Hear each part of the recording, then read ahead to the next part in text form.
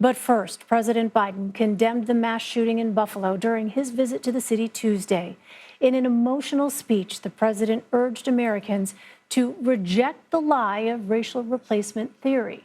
That's something the suspected gunman allegedly posted about online before carrying out his attack. 13 people were shot at a grocery store Saturday. 11 of the victims were black. Tarika Duncan has more from Buffalo. Good evening, Elaine. The president told about 70 family members of the people who died that democracy is in danger and that hate and fear, he said, have been given too much oxygen. But he ended on this note. He said that hate will not prevail. White supremacy is a poison. It's a poison. Today, President Biden called Saturday's massacre an act of domestic terrorism. Speaking to a community in pain, he condemned the racism that drove a gunman to target black people at a Buffalo supermarket, killing 10 and wounding 3 others.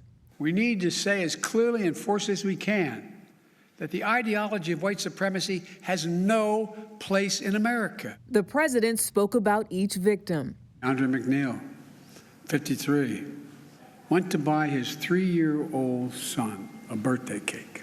He later hugged the 3-year-old after speaking with some of the families to listen and console, bringing comfort to Vion Elliott and his daughter Linda.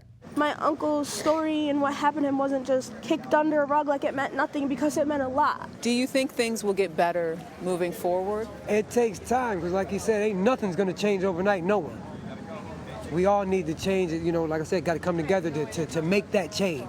This morning, the president and first lady visited the site of the shooting, where they placed flowers at a growing memorial.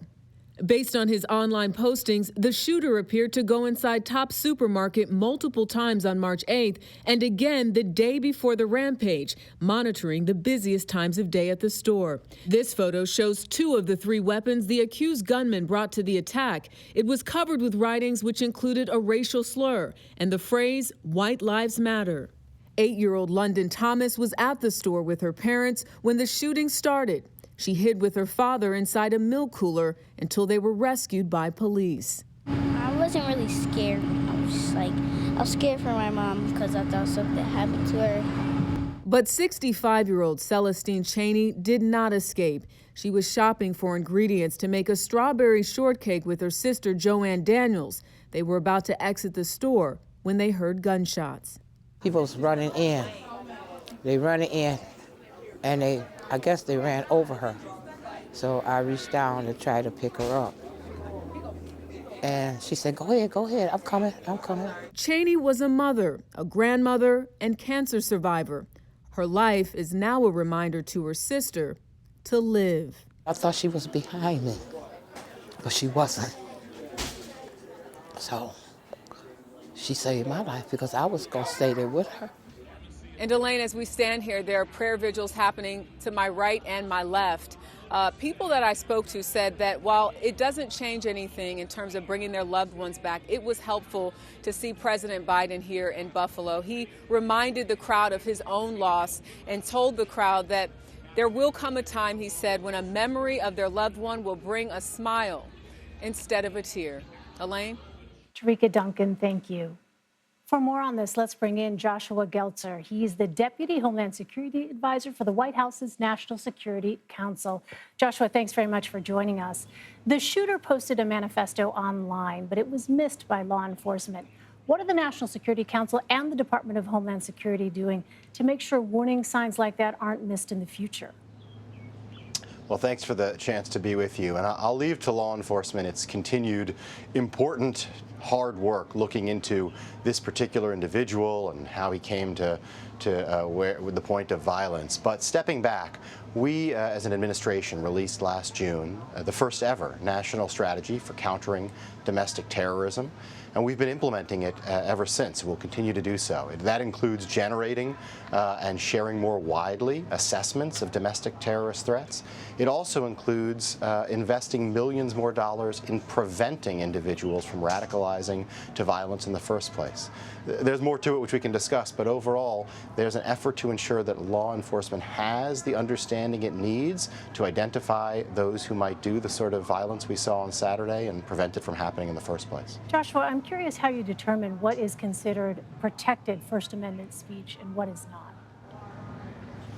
So the national strategy pegs its definition of domestic terrorism to a federal statutory definition. We thought it was important to do that. Congress and the President have signed into law years ago a definition that indicates that those who undertake what I'll roughly summarize as politically motivated violence, violence intended to intimidate a civilian population or change the policies of a government, are engaged in domestic terrorism if there are no international linkages. It's that violence we are really focused on. The Constitution does protect a wide array of viewpoints, but what it does not protect is when individuals, whatever their beliefs, turn violent with those beliefs. That's not just bad for public safety, it's inconsistent with the norms of our democracy. I guess what I'm asking is, how does one discern, from your vantage point at the White House, how do you discern whether or not speech rises to that level?